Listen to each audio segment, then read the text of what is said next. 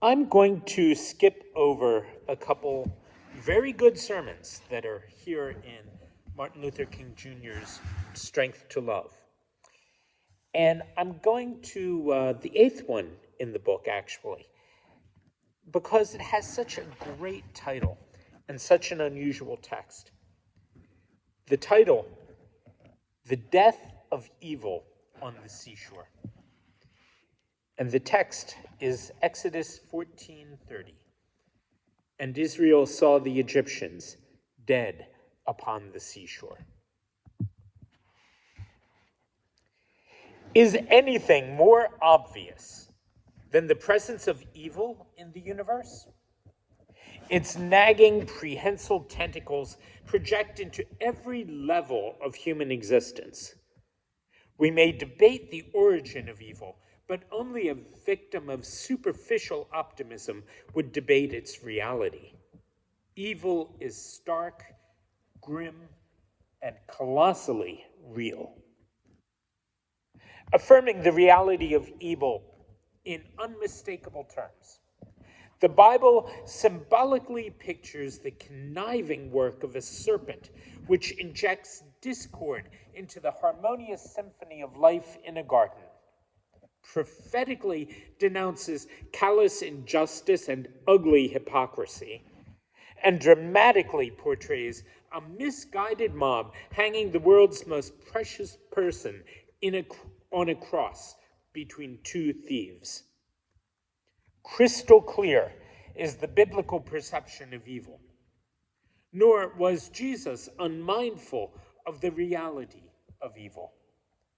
Although he never offered a theological explanation of the origin of evil, he never attempted to explain it away. In the parable of the tares, Jesus says that tares are tares, not illusions or errors of the mortal mind. Real weeds disrupt the orderly growth of the stately wheat. Whether sown by Satan or by man's misuse of his own freedom, the tares are always poisonous and deadly.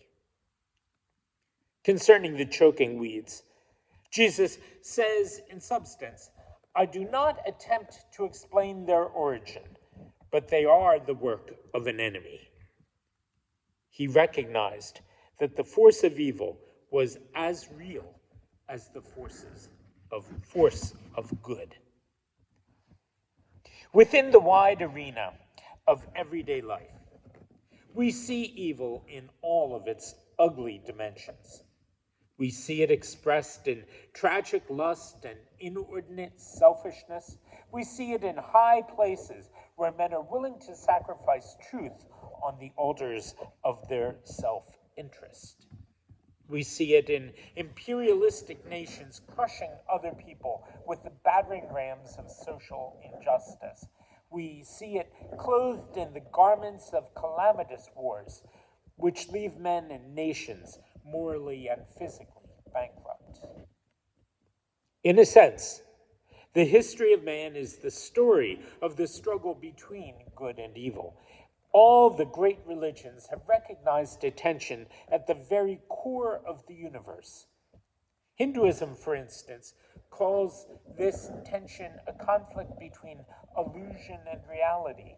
Zoroastrianism, a conflict between the god of light and the god of darkness. And traditional Judaism and Christianity, a conflict between God and Satan.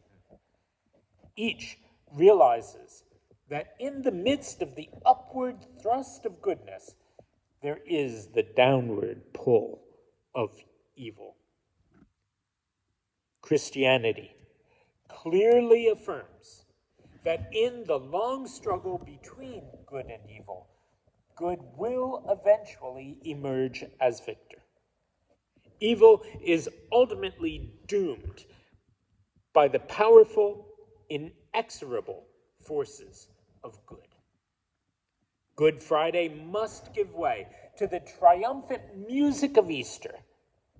Degrading tares choke the sprouting necks of growing wheat for a season.